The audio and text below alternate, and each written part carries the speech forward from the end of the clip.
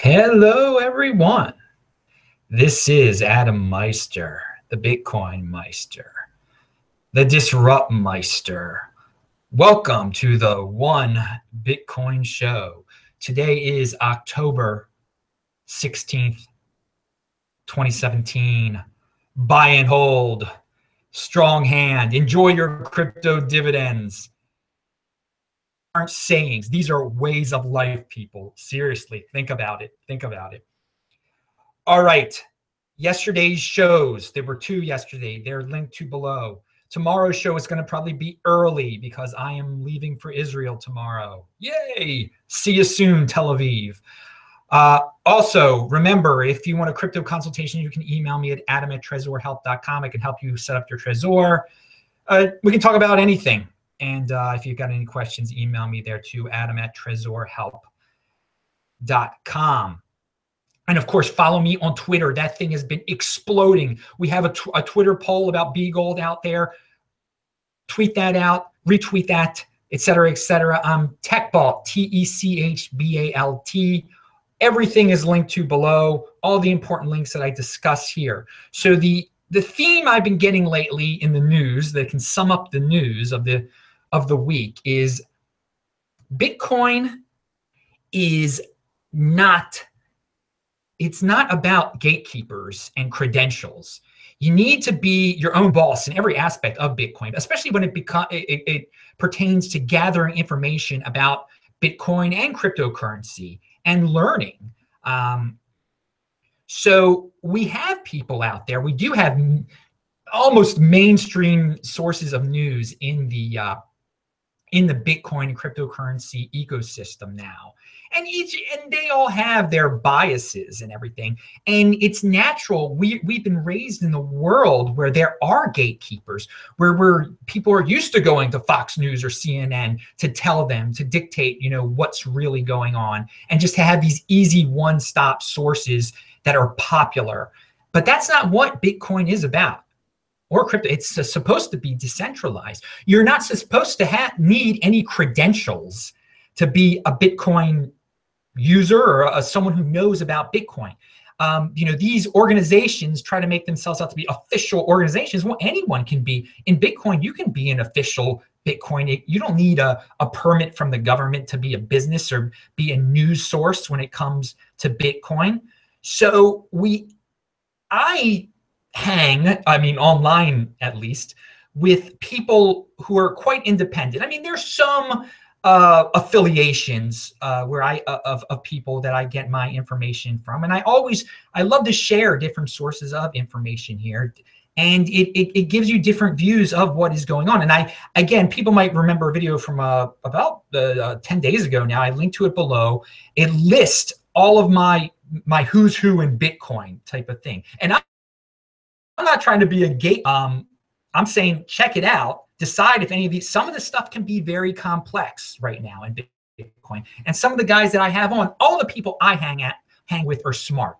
And you're going to have to decide who's smart, because if you listen to the smart people and not the mindless repetition, these headlines that sometimes CoinDesk has. It's like they're being fed this stuff, and it's like it's the same theme every 2 weeks. What's going on in China? Let's scare people about China. What's the latest in ICOs? And some of it is somewhat worthwhile, but you have to, again, don't let them be your gatekeeper. Don't let anyone be your gatekeeper. Go to many different sources. I'm one of your sources, whatever. But don't believe anyone that tries to say, I'm an official person. I've got these credentials. It makes me, I went to the school of Bitcoin. We're going to get into that one day when there's some organization issuing credentials that make people seem like they're official. But that's the thing about Bitcoin. They're really, in the end of the day, there are no credentials. There are no gatekeepers. If you're the smartest, if you have the best, if you're the most reliable, then you're going to win in the long run. So you need to be your own boss when you're looking for information out there. Don't let anyone else steer you on a path that keeps you in an echo chamber. And yeah, they're only gatekeepers if you allow there to be gatekeepers in the Bitcoin world. And there are definitely people, CoinDesk tries to be a gatekeeper there. All right. So if you think about it, the people who have tried to be, look what you've missed out on if you're kind of toward the gatekeeper way of life, okay? If you stray to the coin desks out there, or the people who just read the coin desk headlines, you would not have known about B Gold at all. B Gold was something that was not talked about at all, and that people were looking down upon because it was not talked about by these mainstream sources, by these fancy setter graphics people. No fancy setter graphics here. Pound that like button. I only say that once a show because this is the one Bitcoin show. Try to get one Bitcoin, people. That's the first step. That's why we named this show this. And there's only one Bitcoin poll I have out there on Twitter now. Check that out too, link to below. We're going to have some other ones in a second. But yeah, you'd miss out on the B Gold early on.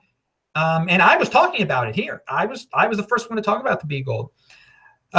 So yeah, but anyway, but I have my biases also. So just don't pay attention to other people besides Adam Meister. Again, I have a whole list of all sorts of other people to pay attention to in that video, Who's Who in Bitcoin, or whatever I called it. It's linked to below. So an example of what's going on in the news now that the wannabe gatekeepers aren't talking about is this Ethereum Vega thing. We all know that Ethereum had a hard fork, but I have been talking about this Ethereum Vega community activated hard fork thing for a while. If you've been following this channel, it's no surprises. But right now, you go to their site, their Twitter feed, twitter.com/OPCAHF. It's linked to below. This is what they have to say. All Ethereum holders at block number 4,437,000, that number, will get Ethereum Vega coins. It is basically, it's a one-to-one airdrop. 1-to-1, they say. It's a little less than that, 1 to 0.985.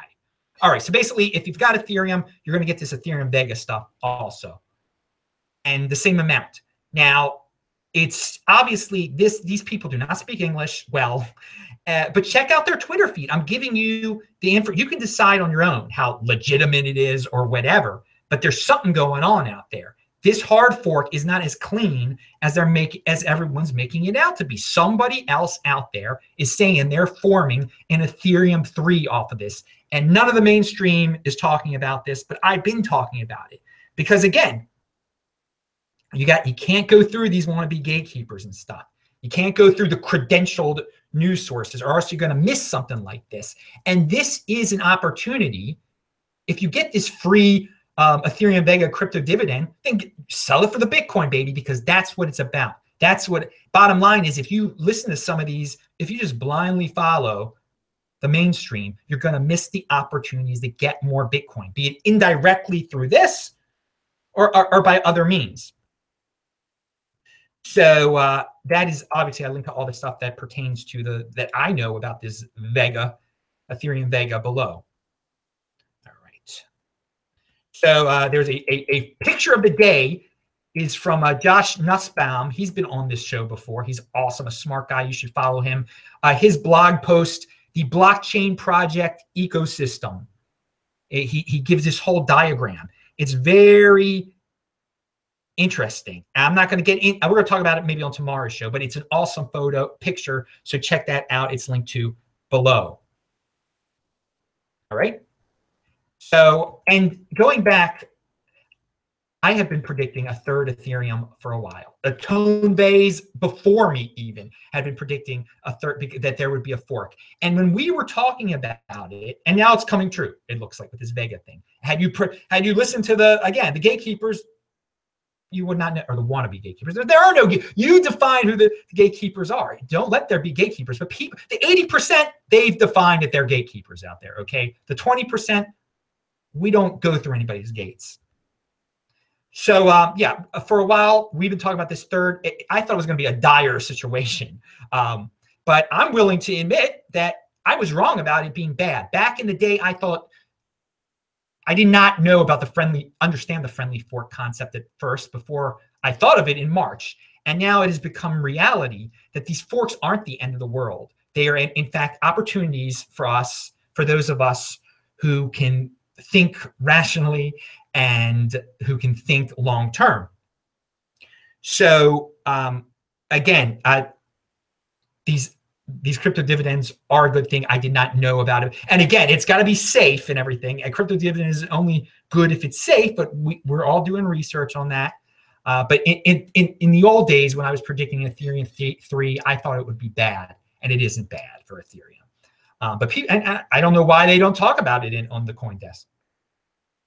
Maybe they just don't know. That's the thing. Just because they're credentialed, just because they're an official magazine, doesn't mean they're actually doing the research. This stuff is easy to find out, by the way. I mean, you follow that Twitter feed that I linked to below. It's all there. Read the entire Twitter feed, and you'll see all about this Ethereum Vega stuff. It's easy to know. All right. And this all brings me, when we're speaking about credentials, it brings me back to my Washington University in St. Louis days. So when I was there as an undergrad, getting my degree in marketing, we would kind of joke around about the business professors. Why were the business professionals, they had doctorate degrees, obviously pretty smart people, but why weren't they rich businessmen? I mean, isn't the part, if you're trying to learn about business, how to be a good marketer, how to be a good finance person, shouldn't the people you're learning from be people with experience, with incredible success in those fields? I mean, these were all theoretical. They were teachers teaching us theoretical stuff that they really hadn't experienced, and they had built complex theories around finance and marketing, and they had studied like examples, but they hadn't really been in the real world. I mean, who are you going to want? Are you going to want a talker? Or are you going to want an actor, a person who's actually done this stuff? So they had the best credentials in the world, the official educational credentials to educate you. But what did it all mean? You want to visit, you want to see a businessman. And so this compares to, we've got all sorts of talkers in this space, in the cryptocurrency and Bitcoin space. Do any of them actually own Bitcoin? How long have they been in the space? I mean, what are they Are they talking about through experience, or are they making up theoretical stuff?